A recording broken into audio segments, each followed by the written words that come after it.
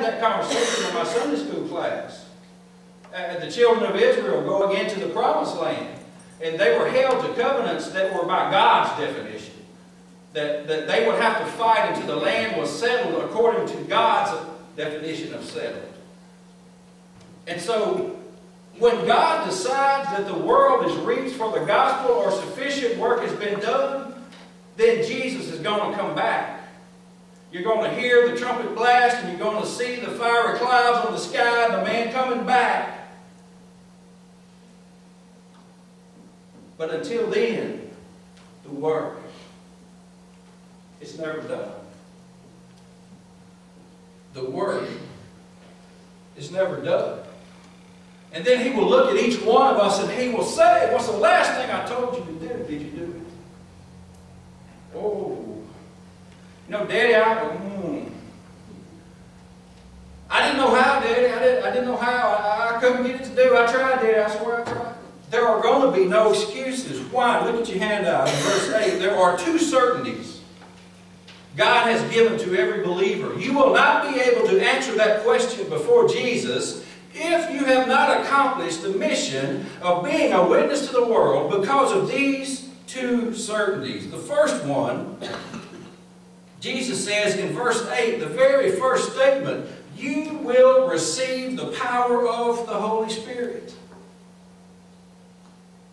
So we can't say I wasn't able, because we're not supposed to be able. The Holy Spirit is the able. I didn't know how, well, the Holy Spirit knows how. And if you are a believer in Jesus Christ, you are blessed with the power of the Holy Spirit. And if you are not blessed with the power of the Holy Spirit, or if you're not sure if you have the power of the Holy Spirit, you and I need to have a talk. And it won't take long to figure it out. Second, he says, you will receive the power of the Holy Spirit, comes on you, and you will be my witnesses. You will be my witnesses in Jerusalem. You will be my witnesses in Judea. You will be my witnesses in Samaria. You will be my witnesses in the world. It's like I told the kids, if you are a believer in Jesus Christ, then you will also love others. If you love Jesus, you will also obey His commands. Jesus says, if you are one of mine, you will receive my Holy Spirit, and you will be a witness.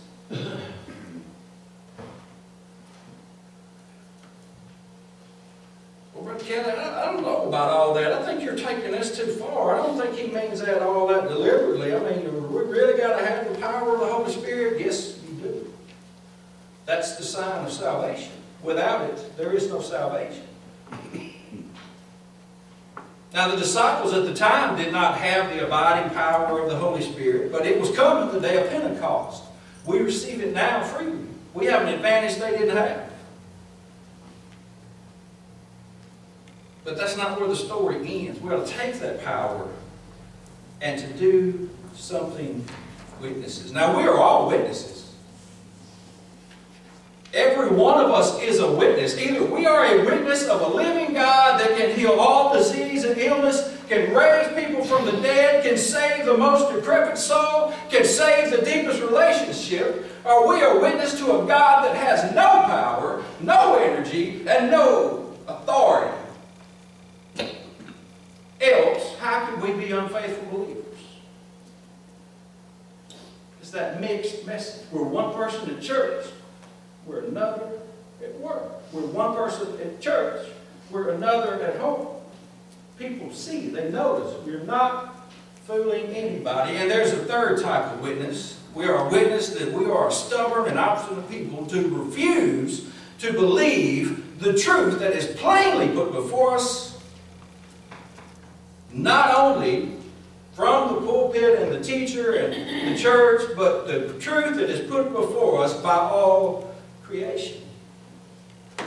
And we have all type of intellectuals that come to a circular conclusion that there is no God and there is no heaven and there's no possibility of an afterlife.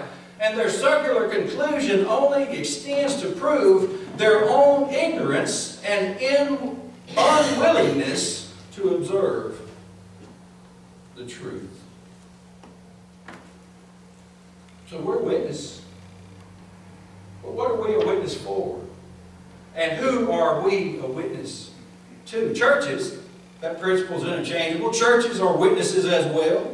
Main Street is either a witness to a living God that can heal all sickness, repair all relations, raise people from the dead, and escort them into the kingdom of heaven, or we are a witness to a theoretical God that may or may not exist, but we're not willing to risk that He doesn't exist, so we do just a few things to build a case so that when He comes back and says, "What were you doing while I was gone?" we can provide Him with a checklist.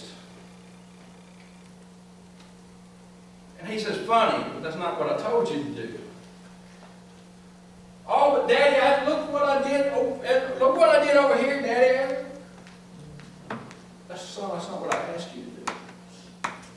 That wasn't the command I left you with. You were doing what you wanted to do, not what I wanted to do. So what's the way of the church?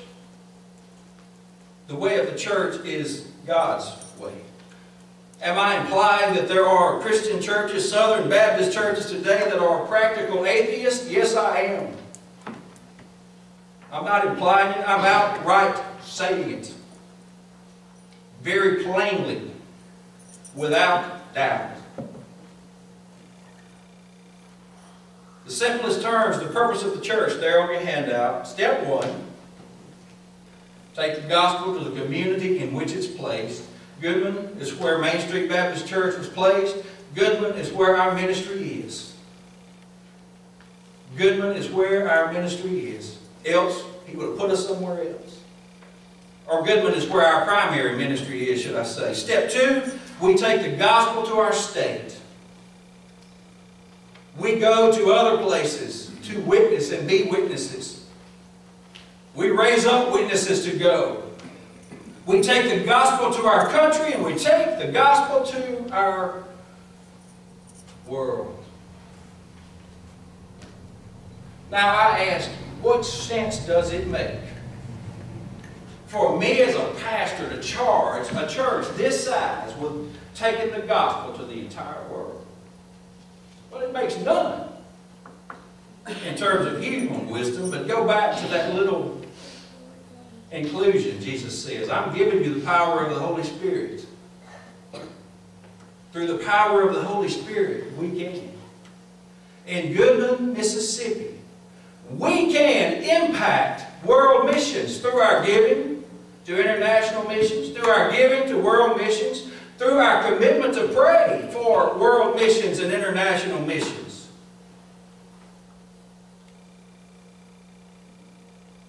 But that alone is not enough. There's still the mission at home. There's still the mission in our community. Asking, what can I do? How can I make a difference? Is passive-aggressive, it's arrogant, and it's selfish. Instead of just outright telling God, no, we won't, God, we're not going to do it. We instead say, well, we're not able. We're not big enough. We don't have enough people. We don't have enough money. We don't have enough resources. So, God, you can't blame us. Then we go back to that conclusion. Jesus says, "But I left you with the power of the Holy Spirit. You are without excuse." Abraham was a single man to whom God blessed with the presence of His Holy Spirit. Look at what Abraham accomplished.